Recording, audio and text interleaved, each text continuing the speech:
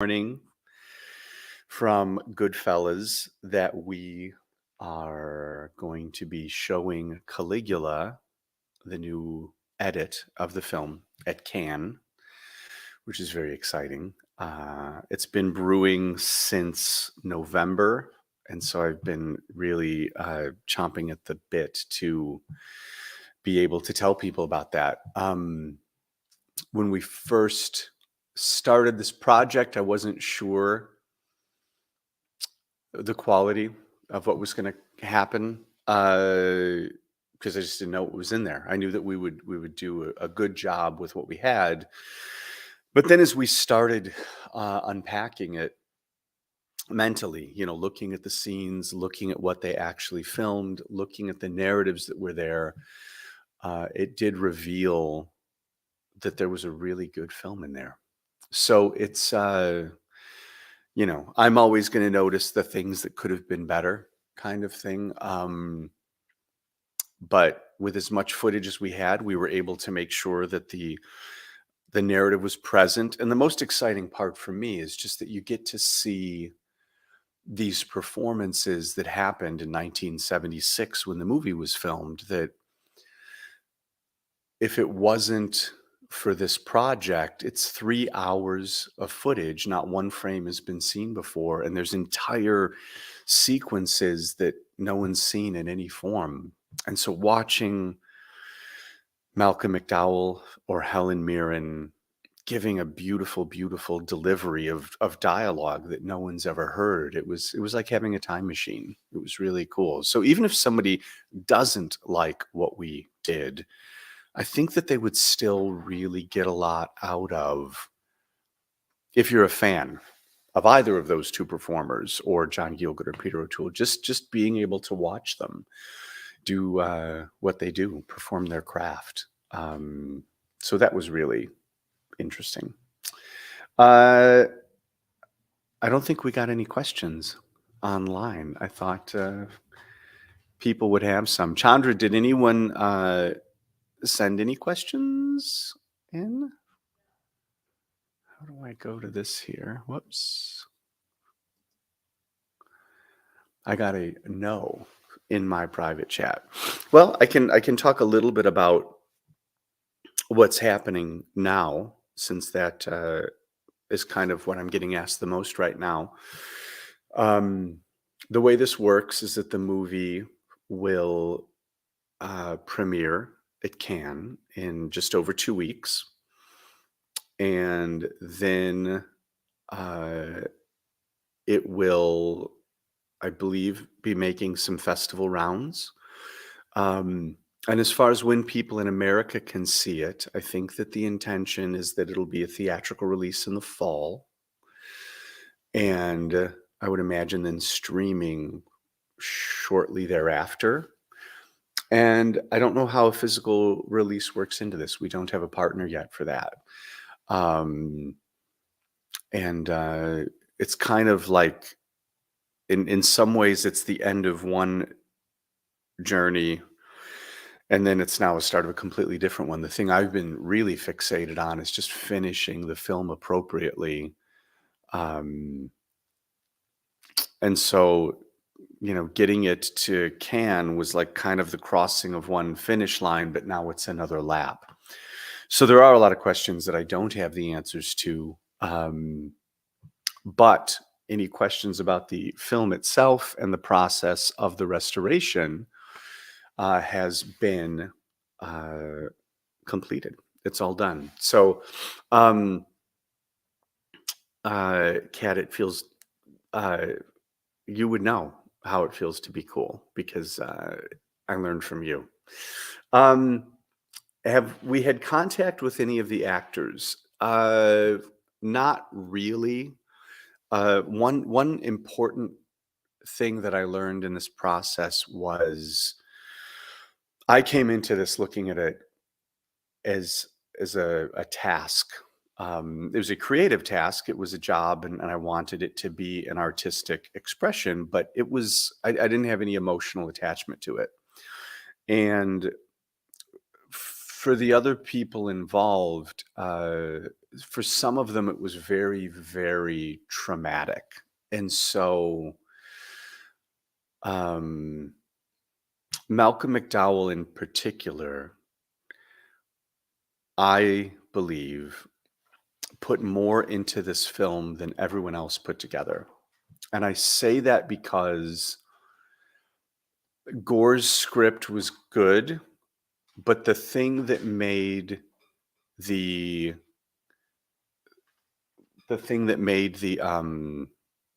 the movie really special were contributions that, from what I understand, originated with Malcolm. And so the idea of the story, like everything that people were saying in interviews was, it's going to be a new kind of film, is what Bob Guccione was saying. And Gore was talking about the corruption of power. But in Gore's script, Caligula was basically kind of born evil.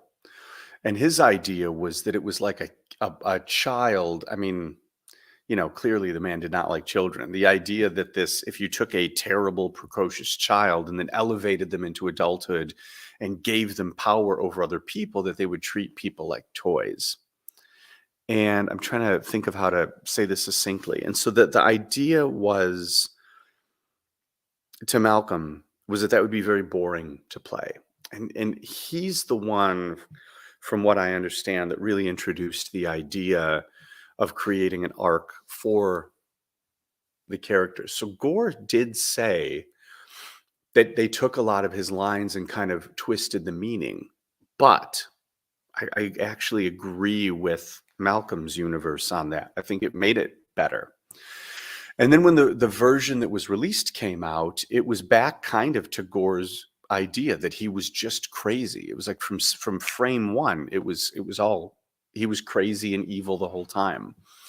And so the thing that I'm most excited about, and that really made me the most sensitive to Malcolm, was that I think that a lot of people were there for the paycheck. I think that a lot of people at the higher end were having ego battles, but he was the person that figured out how to make the script work. And I believe he worked with Tinto on that. But I think the impetus was Malcolm as a performer. And he's the person that was in front of the camera.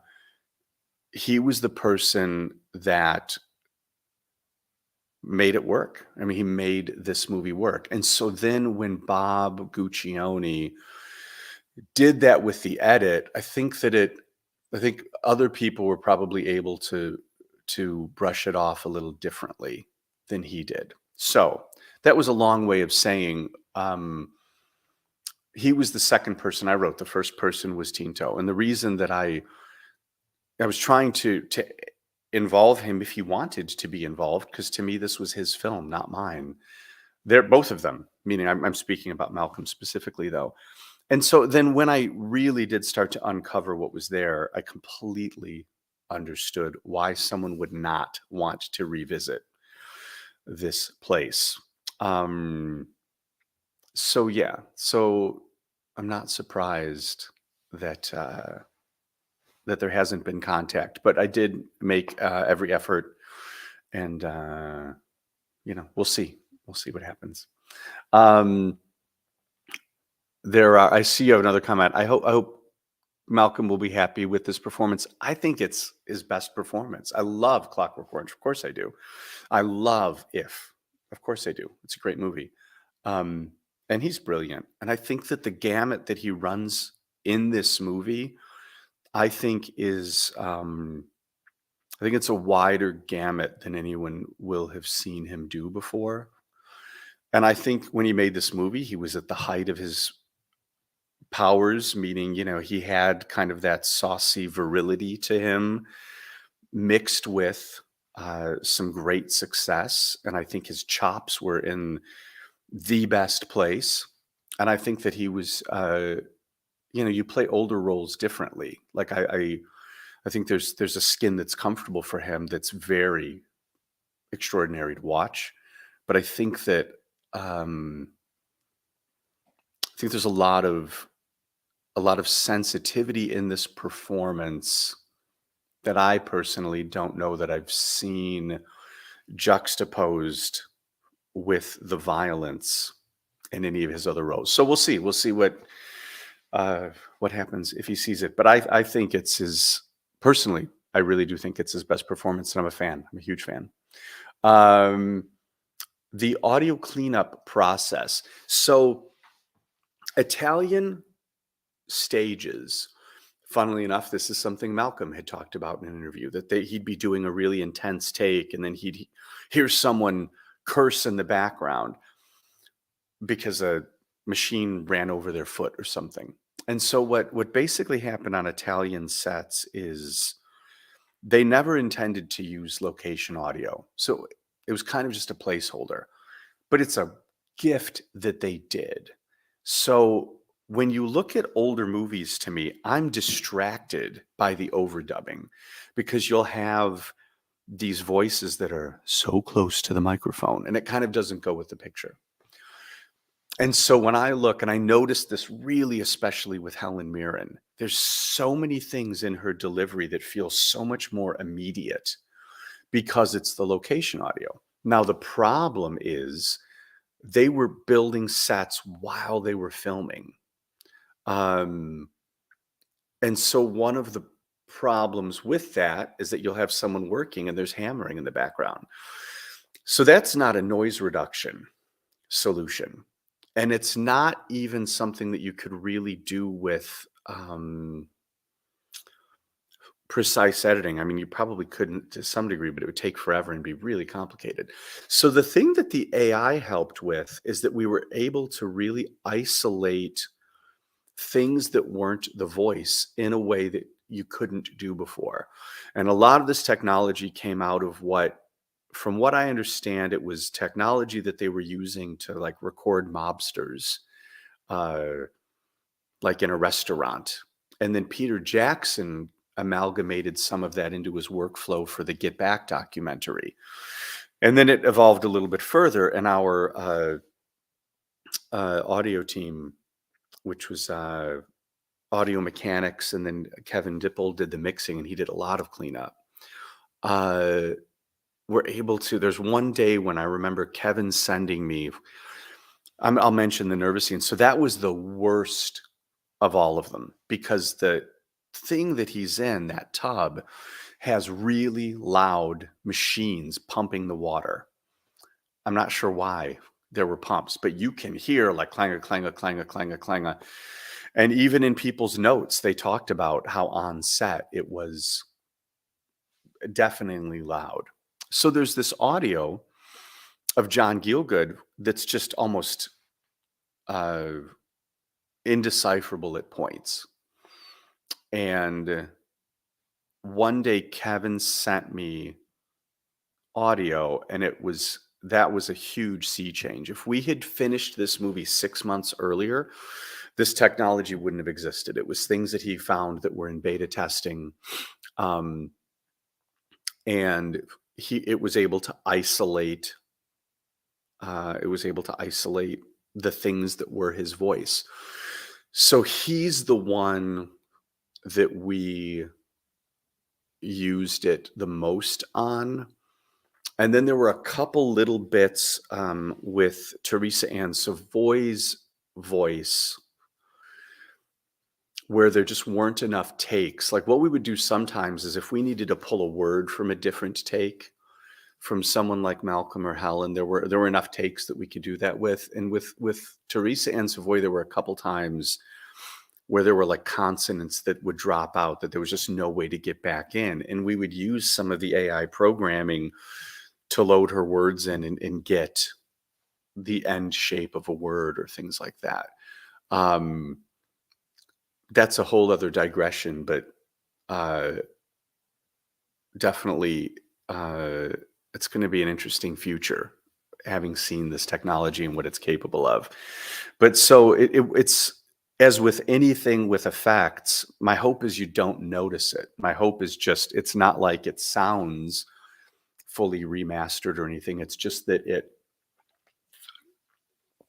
sounds good, and it didn't. This audio, God, I mean, if someone had done this 10 years ago, they couldn't have used it at all. It would have been horrible. And even 6 months ago, This technology, I don't think, would have been available in this level. Um, the narratives of Hermeticism. So, Forrest, hello. I'm curious to see how narratives of Hermeticism were applied to your work on Caligula, and how does that theoretical mystical framework tie in with the actual labor involved in the task? There are two parts to that. There's, I mean, a lot of, Hermeticism is just kind of like it, it all ties back to symbolism. And so when you look at things like the hero's journey, or you look at, the crystalline structures that come out of sacred geometry, like it's all, they're all different elements of storytelling. It's all mathematics, the way music takes shape, the way a story takes shape. And so the thing that I can say about the story that's interesting is that there are elements in the story that I believe Gore would have put in knowing it was good symbolism without recognizing how much it was linked to Hermeticism. There's, the idea of the eternal cycle and the rebirth with Isis and Osiris, and there's an entire element to the new edit that feels very much like the Matrix. In our edit, um, the I'm trying to think of the simplest way to put it. So a lot of these discussions were things I had with the editor, Aaron, and he's always looking for the story and looking for the story beats. And so one of the things that happened a lot in the old version is you'd have these payoffs, but there were no setups. And so in the script, there were both the setups and the payoffs. And so there's 3 times the bird appears, and every time it appears, there's a death. Well, none of that setup is in the original. And there's a play at the end where they're performing a play that is basically um, it's part of the rebirth mythos of Isis and Osiris. And so I'm trying to like make this small. This is like good media training for me. And so basically you've got the 3 circles with the birds. You've got then the larger circle, which is almost like the snake eating its tail, which is that it's kind of like Neil Gaiman's line in The Sandman about we're all stories in the end. And so in this movie, Caligula realizes that he's a story, and that does not exist in any way in the first version. And so the thing when we're talking about Hermeticism, there's definitely a fourth wall moment. There's a moment where he realizes where he fits in the scheme of history. And so a lot of this, forgive me if some of this is formless. I'm trying to not just go off on a 2-hour rant on this, but basically it's the idea that the elements that Gore had used originally did have these kind of classical themes that probably originated from the same kind of literature that Hermeticism would have fed. And so I was really pleased that there was a very metaphysical component to the entire film that I was able to grasp onto in terms of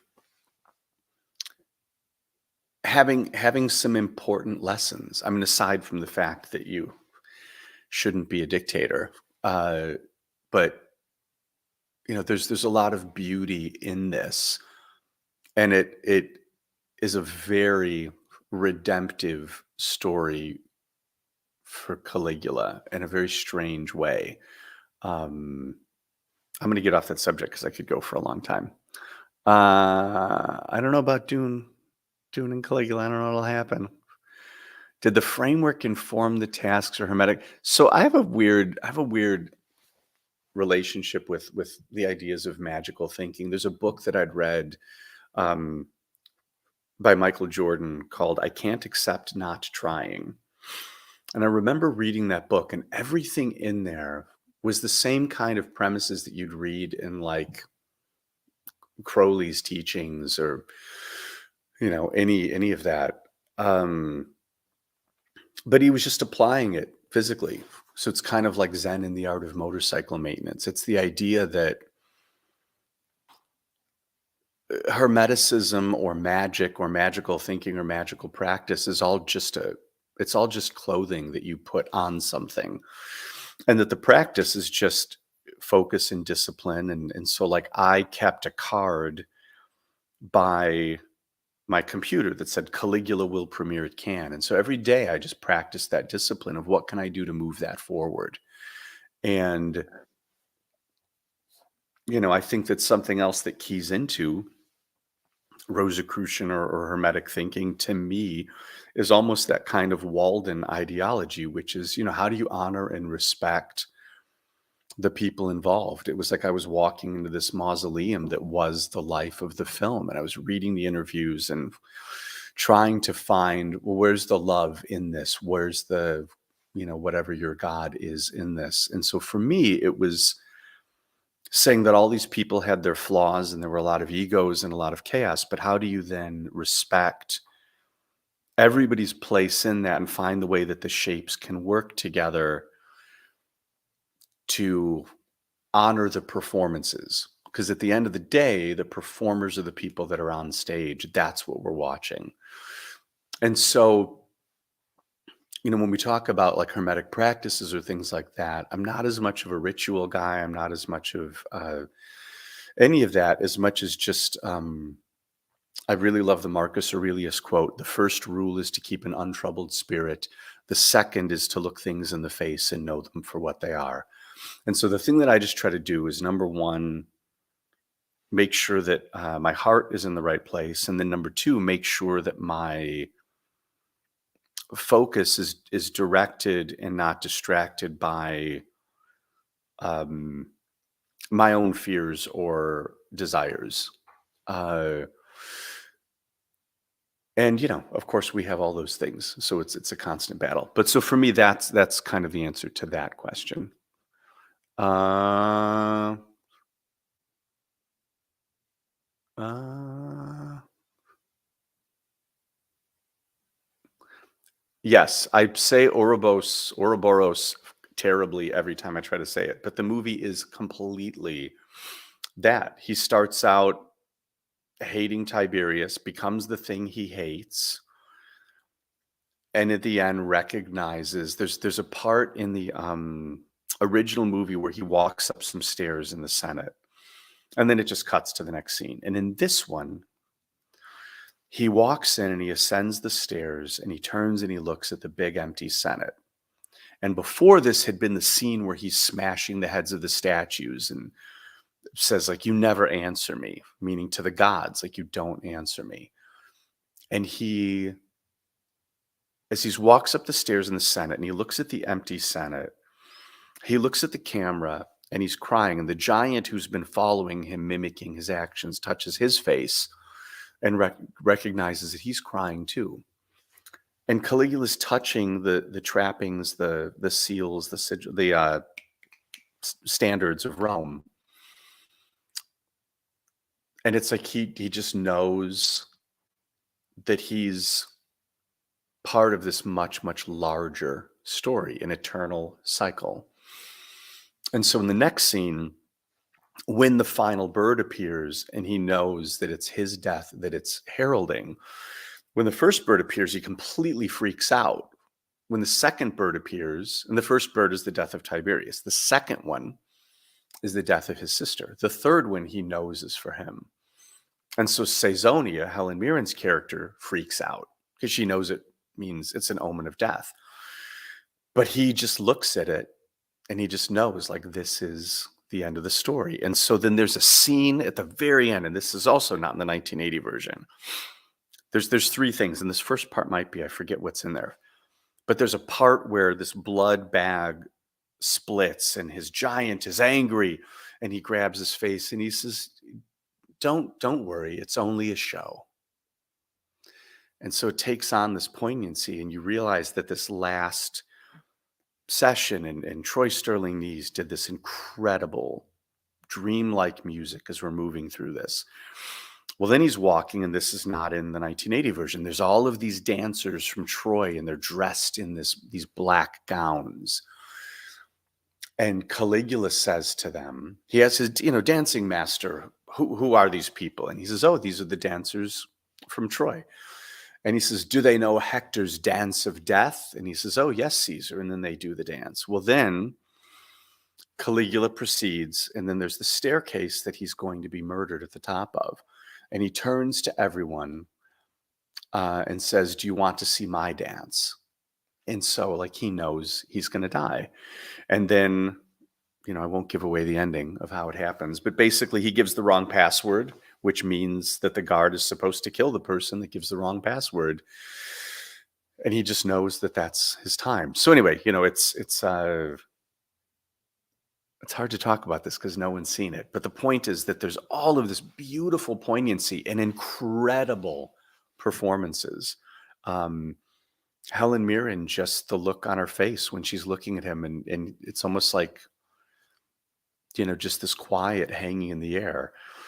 The orgy scene, the Imperial brothel, ours is a fraction of the length because it didn't need to be longer. But our end scene is way longer, way longer. Like by the last hour of our edit is almost all things you've never seen before. And I know, like, when I've kind of watched the two versions next to each other, I'll get to the end of the original version and I'll look at the timeline. And it's like there's still an hour and 20 minutes left in ours. So it is really heavy with symbolism, and it definitely has the Ouroboros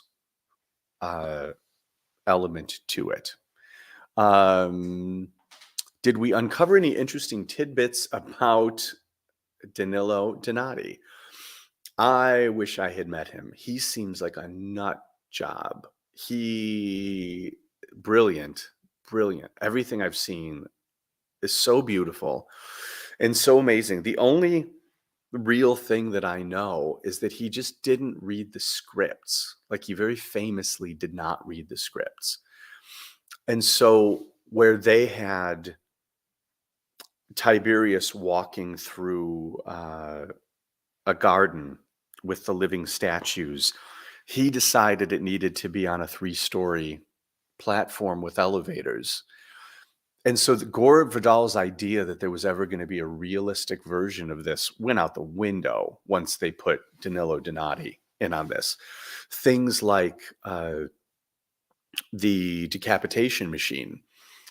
Giancarlo Louis, who was on set for Bob, said his take on that was completely Donati. It wasn't in the script. It was something that just kind of got made up right as they were getting ready to film. So I don't know much about him, except for the fact that I think he was a genius and a madman. I do know on Flash Gordon that they had to rewrite that script based around the sets as well. I actually just bought, it's right there, a Flash Gordon book specifically to read about all the anecdotes about him. And he sounded lovely. And also, in a funny way, Bob Guccione was being courted to invest in Flash Gordon, which obviously didn't happen. And then Bob was going to make Catherine the Great, and they did an aging test with Helen Mirren. And I don't have that footage, but Giancarlo said that it existed. But my understanding is just that as much as Caligula made, so much money was going out to keep promoting it to get that money that ultimately it did not make money for him. And that was why he never continued with his Catherine the Great film. But he had worked on, Danilo Donati did do set designs for that. And yeah, that was going to be the next Penthouse film. Uh, the re-scoring of the film. We'll have to do some separate interview things with Aaron about the editing and with Troy about the music. So Troy is the person who did Aurora, and he's brilliant. And the dictum that I gave him was that the year is 1980. And so the movie was filmed in 1976, but it was released in 1980. And so when they made the movie in 1980, they were trying to make it sound like a 1950s film, which is fine. But I thought, what if, I was coming into this as like, what if I was a functional producer and really pushing the art in this and was able to manage everyone well? And so the thing I said to him is, well, what if it was 1980, but you really wanted to be cutting edge? So the line that I kind of drew in the sand with him was, just don't use anything from after that time. But if it's a vintage synth from 1977, you can use it. And so I really pushed him into, I know his first round was pretty safe. And I think that, he's trying to do a great job. And I think when it really started to get exciting for me is when he started getting more comfortable and I was able to hear more of him as a composer. Um, and less maybe what he thought people wanted and more about um, just him interacting with the psychology of the characters. So we tried in the beginning to stay, the movie's really, in three parts. And so for the first part, we tried to keep it uh, a little more sane. Then as he ascends to power, it gets a little crazier. And then by the end, like the part where Caligula is smashing the statues is just crazy. The music is just absolutely fantastic and insane, but it's all very synthesizer heavy, lots of percussion. One thing that I kept probably making him nuts on was if he was using some digital percussion, I would be trying to get um, into uh, the idea of what's the internal landscape. And the internal landscape of the music in the first film, there are some parts in that first film that I like sonically, but a lot of it is very schmaltzy. And so this one is a lot stranger. Yes, Aaron, the editor, is the real star. Uh, Aaron did make this point. I do have to laugh about this. Just one day in passing, he said, "Gosh, you know whose role increased the most exponentially?" I'm sorry, I was out of frame.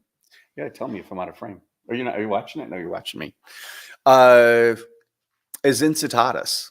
Incitatus got quite the boost in Aaron's edit. So his agent obviously paid Aaron off on that one. I don't think the script drew anything from Robert Graves' novel. Gore was an astute historian, and everything in there came from Suetonius and from his own narrative skills. Aaron pointed this out. So one thing that kind of helped us, I think, break the film open, and this is a Danilo Donati thing, is like, what is this movie? Like, I don't want to swear because I don't want this to get like flagged by the algorithms, but it's like, what is this movie? Like, we've got Sir John Gielgud, we've got Peter O'Toole and Helen Mirren and Malcolm McDowell, like all of these fantastic actors. But then there's a decapitation machine. Like, it doesn't make any sense in any world. Do you play it straight? There was there's a shot that Aaron and I both love where the penthouse pets, after Drusilla dies, they run out of the room in terror and they're wearing like 5-inch silver lame platform shoes. So it's just like, where does this fit into Roman history? And it's funny then to listen back to the audio tapes where Bob Guccione keeps talking about authenticity and historical accuracy. It's absurd. Um, and so then one day I said this because I had been looking at, I love like the Jodorowsky graphic novels. I love a lot of the European graphic novels, especially from the 70s and 80s. And I was like, that's what Caligula is. Like if you look at like a Milo Manara graphic novel or something, you don't expect that it's going to be historically accurate. It's a really weird, voluptuous, sensual version, like an alternate reality version of history. And so that I felt cracked it open for me, and I was really happy when Aaron said, "Yeah, that makes a lot of sense." And so we just kept coming back to that, and so that helped with the music. It helped with the editing. It helped with everything. When we realized, number one is honor the performers, and number two, like the crazier it is, it doesn't contrast with the excellent performances if you're looking at it through that lens that you're reading, a 1970s Italian graphic novel. The bold colors, the crazy characters, the weird performances, but also that subtext of the eroticism and historical drama kind of converging. So, I think it worked. Well, Jodorowsky's Dune was never filmed, Forrest. But yeah, that was a good example. I mean, in his case, though, he was completely throwing out the script. But, if you haven't read his Meta Barons stuff, that's really spectacular. His comic book stuff is great. I did not see Derek Jarman's Sebastian. I spend most of my life watching Caligula. I've seen all 96 hours so many times now. So many times. So yeah, so no, I have not seen that. And also with things relating to Rome or anything in that realm, I didn't want to look at anything else. I did read Suetonius. I read all the history. The thing that I really dove into was just the interviews, like listening to what these people were saying. And of course, watching older films, revisiting Malcolm's work with Lindsay Anderson, watching Tinto's films, and really trying, because it's not even really Rome. Like that's the thing. You can't compare to that. So I tried to really just get more into less looking at this as being a Roman film and thinking of it more as an alternate reality, so like it wasn't like. And the other thing too is like we had what we had, so even if we had thought, oh, it'd be great if they addressed this, like we didn't have it. The only thing that we didn't have that we couldn't get around was the opening scene. The opening scene, Caligula is at his father's funeral, and he's doing the dance that he does as a little boy. And his father was a war hero who had been murdered by Tiberius.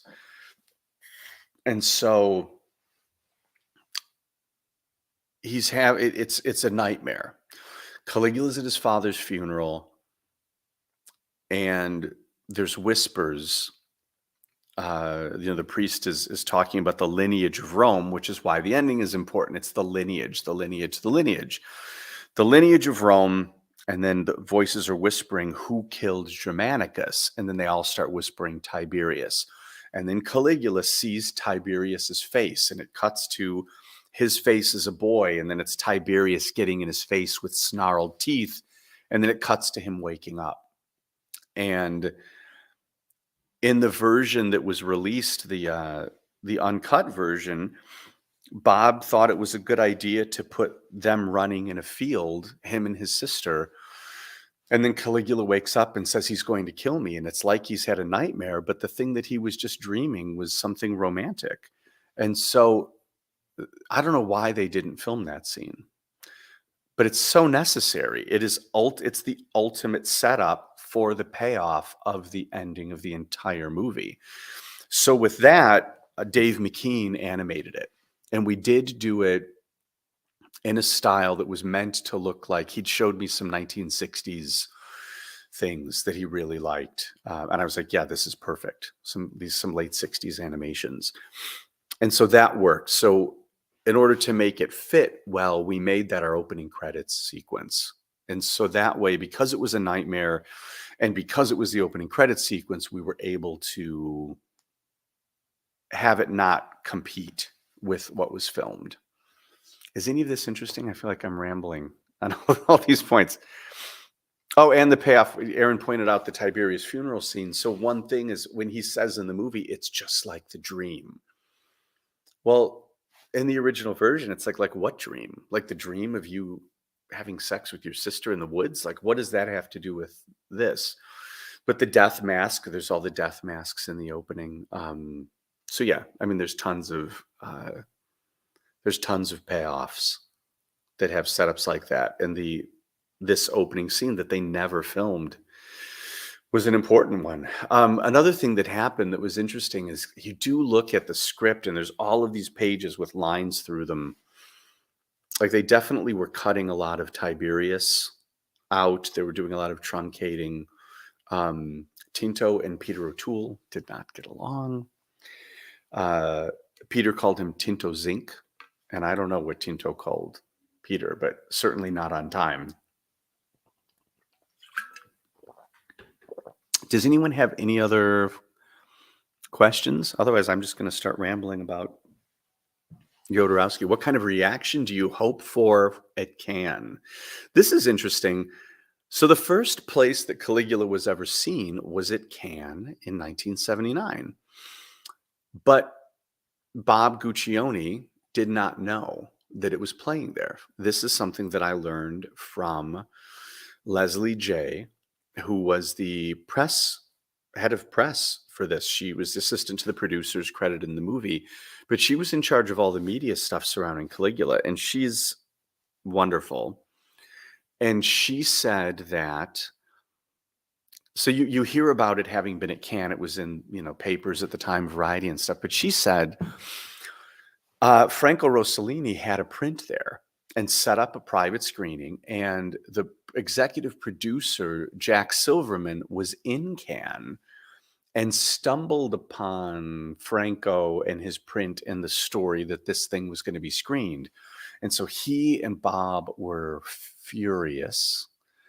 But that's kind of just an interesting example of what the relationships were like at the end, but also just something that I'd never read anywhere, is that the fact that, yeah, like Franco took it there and Bob Guccione and Jack Silverman didn't know. And Jack Silverman is someone else I'm excited to talk about. Leslie actually sent me a beautiful photograph today. And Jack, there's a whole story there with Jack that no one ever mentions. And, that's something I'm looking forward to getting into. But that's a story for another day. So do you hope the previously released cuts will be reappraised, or do you hope this will be seen in a new film? Sean, when's the last time you watched Caligula? There are movies that I talk about all the time where I'll say, wow, that movie was great. And someone will ask me, oh, it was good. And I'm like, I didn't say it was good. I just said it was great. And so the thing with Caligula is I don't regret never having watched it. Malcolm said, don't watch this. And I didn't because, I respected him and he said it was terrible. But I understand the fascination now. It is a multi-million-dollar train wreck. And it makes no sense. And there's no plot, but the money that was spent is just so palpable that it is definitely one of those, like, how in the world did this get made kind of movies. So it's so crazy, it's so insane that I do think that I do think it's worth having its foothold in history. Do I think that it's gonna be uh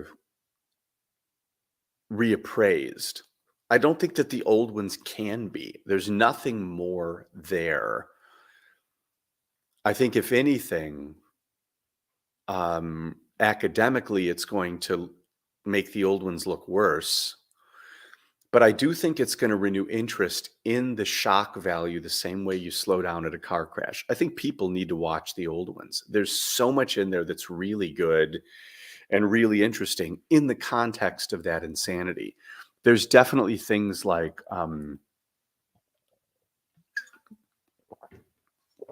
there are scenes where there's a lot of things happening that I really like quite a bit, and I think that it works as a nice addendum. I think these 2 versions will work as a nice addendum to each other, and I'm counting the 2 1980 versions as one, and then, like the banquet scene where, he says, uh, he plays Simon Says, it's after he comes back from the war. I think that the older one is very debaucherous and really interesting and really high energy. I think that ours is a lot briefer and it plays differently, but it flows really well. Like that's the thing that I think Aaron did better than I would have. Is really keeping that 3-hour focus. And so the thing that I think is going to happen is I think people are going to. I don't think anybody really understands how different this new one is. I think that um, when people say, "Oh, are you going to do this with it? Are you going to do this with it?" I'm listening to them. I'm respecting their opinion, but I also know that it's coming from like the idea that it's just a better version of the 1980 version, and it's not that. If someone is coming into this cold and they haven't seen the 1980 version, it's a really beautiful film. The performances are great, the narrative is great, the editing is strong, the music is spectacular. Um, there's some technical problems, but a lot of I mean, that's just limitations of what we had. Uh, the focus pullers on set were not picky about focus. Uh, there's a lot of weird, um, things where the framing might be a little off or a little too close, or a lot of like, here's the, things like that. But um, so my expectation is because everybody who's seen it has had a really positive reaction to it. My expectation is that, like, even Malcolm McDowell thinking I don't want anything to do with this. Like, I get it. I totally, totally get it. My hope is that someone close to him watches it and clues him in to like, no, no, no, no, no. Like the work that you did that no one has seen is here. Like it's really here. And it's so good to see that vindication, him more than anyone. Like, I don't think that it vindicates like what we did doesn't really vindicate Tinto or Gore, certainly not Bob Guccione. Um, Danilo Donati's work was really present in the crazy 1980 version. I really think that my hope for Cannes is that there's a reason it got into a festival like that, and that is that it is not a grindhouse film. It's not a B movie. It's not a cult film in this version. It's a beautiful symbolist film. It really is beautiful cinema. And despite any of the technical limitations, it really does show. So my hope is that you do start to see people with some academic or entertainment respectability looking at this and saying, what you think you know about this is wrong. This is not the movie you think of from 1980. I would say that everything that makes the 1980 movie beautiful and cool and weird and crazy is completely here. None of that is gone. But the depth of the iceberg underneath it that's been lifted now out of the water, like, I really just don't think people can comprehend it. And I also don't know that people will get it on one view. It's a long movie. It's 3 hours, and there's a lot there. There's not anything in there on accident. Aaron and I were really brutal when we went through this in terms of, like, why is this happening? So there's a lot of shots that I wanted in there, but they don't push the story forward. So I do think that it is the kind of movie that really is going to benefit from a couple viewings, maybe not 300 like I've had. Will these stories be in the upcoming book? There's two. What's 8 months ago? Film's originally. I don't know what 8 months ago was, Sean. But will these stories be in the upcoming book? So this has been part of the problem with finishing that book, is that when I was doing it, I was trying to give an overview, and they kept finding weird little data points, like, maybe somebody who was one of the people in the harem of monsters. Like, I found out that actor's name, things like that. And so it's like, well, I want to put that in. I want to make sure that I can credit as many people as I can, names of the makeup artists, things like that. And so as that happened, the way this kind of morphed is that what the photo book is going to be is more of a journal of the filming. There are things we have, like Peter O'Toole's journals. I have copies of shooting logs. There's reports from things on set. There's a lot of information that I have. And so I think I want it to be super photo heavy, because there's so many photos that even just picking the best of them is only the tiniest percentage of what exists. So picking the very best photos and then just trying to make it feel like a shooting journal means that book can be a little bit of a deeper dive just into the idea of, well, what would it be like to have been on set for that, whatever it was, 9 months or so. Yeah, and then there's other things, because there is a documentary and stuff like that, but that'll be for another day because we're at 8:54. But so the stories will get told. I feel like the closure for me of working on this. I mean, I guess I'll just say, like, so there is. We're going to do the photo book is going to get finished next. And then there will be like a book that's just like a text only book that is going to be a companion. Then if the photo book is the companion to Caligula, Aaron and I are working on a documentary, and then there'll be another book that I think is going to then be a companion to that, just because there's so much stuff that can't fit into a 2-hour documentary. There's just too many stories. And they're all, I guess I feel like before I leave this realm of ancient Rome, that the things that I've learned that I know are true, because Caligula has more misinformation around it than I think any movie in history. I feel like it's important to put all of that down. And even the people who are telling stories, like they know these things factually, there's just so many things that aren't true, that there's paperwork, there's things like that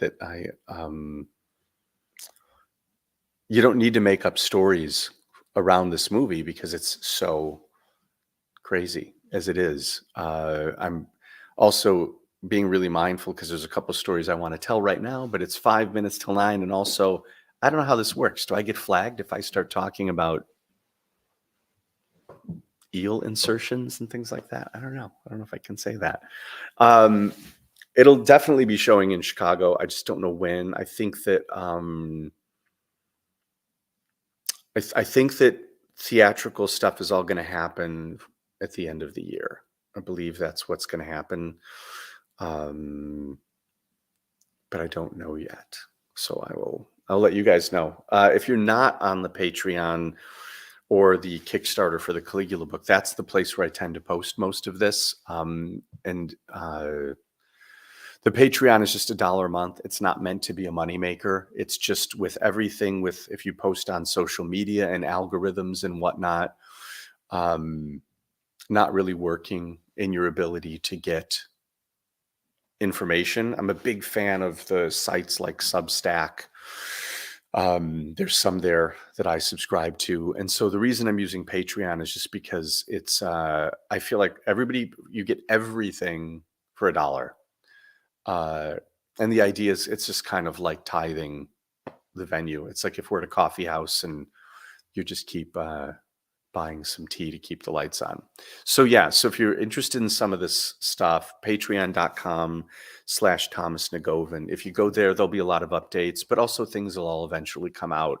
A lot of the stuff I put on there is just kind of little things, either as they happen or as I think of them. And will this be available to watch later, Tom Dunning? No, you missed it. Yes, it'll be on YouTube. Our salons are always on YouTube. Most people watch them later. But